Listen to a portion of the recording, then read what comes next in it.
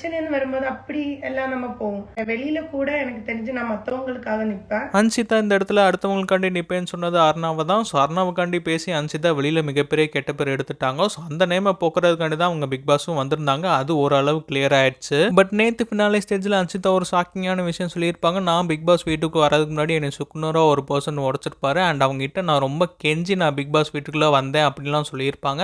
And அது மட்டும் இல்லாமல் பிக் பாஸ் வீட்டை விட்டு வெளில போனதுக்கப்புறம் நான் எடுத்த முடிவு நீங்கள் வேணான்னு சொல்லிட்டு அவரை போய் நேரில் பார்த்துட்டு நான் வெளிப்படையாக சொன்னேன் தைரியமா அப்படின்னு சொல்லியிருந்தாங்க. அப்பயே வந்து பார்த்தீங்கன்னா கேமரா அர்ணாவை தான் ஃபோக்கஸ் பண்ணுச்சு. பட் அன்சிதா யாரோட நேமும் அங்கே மென்ஷன் பண்ணல. பட் வெளியில் வந்ததுக்கப்புறம் அவங்களோட ஸ்டோரியில் வந்து பார்த்தீங்கன்னா நான் அர்ணாவை தான் சொன்னேன்னு சொல்லிட்டு அந்த ஸ்டோரியை ஷேர் பண்ணியிருக்காங்க.